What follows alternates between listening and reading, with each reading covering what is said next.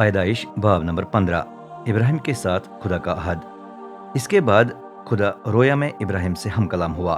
ابراہیم مت ڈر، میں ہی تیری سپر ہوں، میں ہی تیرا بہت بڑا اجر ہوں۔ لیکن ابراہیم نے اعتراض کیا، اے رب قادر مطلق، تو مجھے کیا دے گا جبکہ ابھی تک میرے ہاں کوئی بچہ نہیں ہے، اور الی ازر دمشقی میری میراث پائے گا۔ تو نے مجھے اولاد نہیں بخشی، اس لیے میرے گھرانے کا نوکر میرا وارث ہوگا۔ تب ابراہیم کو خدا سے ایک اور کلام ملا، یہ آدمی الی ازر تیرا وارث نہیں ہوگا بلکہ تیرا اپنا ہی بیٹا تیرا وارث ہوگا۔ رب نے اسے باہر لے جا کر کہا، آسمان کی طرف دیکھ اور ستاروں کو گننے کی کوشش کر، تیری اولاد اتنی ہی بے شمار ہوگی۔ ابراہیم نے رب پر بھروسہ رکھا، اس بنا پر خدا نے اسے راست باز قرار دیا۔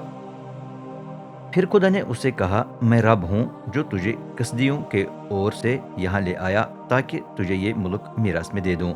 ابراہیم نے پوچھا، اے رب قادر مطلق، میں کس طرح جانوں کہ اس ملک پر قبضہ کروں گا؟ جواب میں رب نے کہا، میرے حضور ایک 3 سالہ گائے، ایک 3 سالہ بکری اور ایک 3 سالہ مینڈھا لے آ، ایک کمری اور ایک کبوتر کا بچہ بھی لے آنا۔ ابراہیم نے ایسا ہی کیا، اور پھر ہر ایک جانور کو 2 حصوں میں کاٹ کر ان کو ایک دوسرے کے آمنے سامنے رکھ دیا، لیکن پرندوں کو اس نے سالم رہنے دیا۔ شکاری پرندے ان پر اترنے لگے لیکن ابراہیم انہیں بھگاتا رہا۔ جب سورج ڈوبنے لگا تو ابراہیم پر گہری نیند طاری ہوئی، اس پر دہشت اور اندھیرا ہی اندھیرا چھا گیا۔ پھر رب نے اس سے کہا، جان لے کہ تیری اولاد ایسے ملک میں رہے گی جو اس کا نہیں ہوگا، وہاں وہ اجنبی اور غلام ہوگی، اور اس پر 400 سال تک بہت ظلم کیا جائے گا۔ لیکن میں اس قوم کی عدالت کروں گا جس نے اسے غلام بنایا ہوگا، اس کے بعد وہ بڑی دولت پا کر اس ملک سے نکلیں گے۔ تو خود عمر رسیدہ ہو کر سلامتی کے ساتھ انتقال کر کے اپنے باپ دادا سے جا ملے گا اور دفنایا جائے گا۔ تیری اولاد کی چوتھی پشت غیر وطن سے واپس آئے گی، کیونکہ اس وقت تک میں اموریوں کو برداشت کروں گا، لیکن آخرکار ان کے گناہ اتنے سنگین ہو جائیں گے کہ میں انہیں ملک کنعان سے نکال دوں گا۔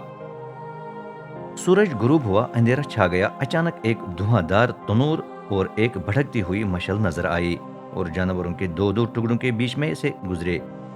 اس وقت رب نے ابراہیم کے ساتھ عہد کیا، اس نے کہا، میں یہ ملک مصر کی سرحد سے فرات تک تیری اولاد کو دوں گا، اگرچہ ابھی تک اس میں کینی، کزی، قدمونی، ہتی، پھرزی، رفائی، اموری، کنانی، جرجاسی اور یبوسی آباد ہیں۔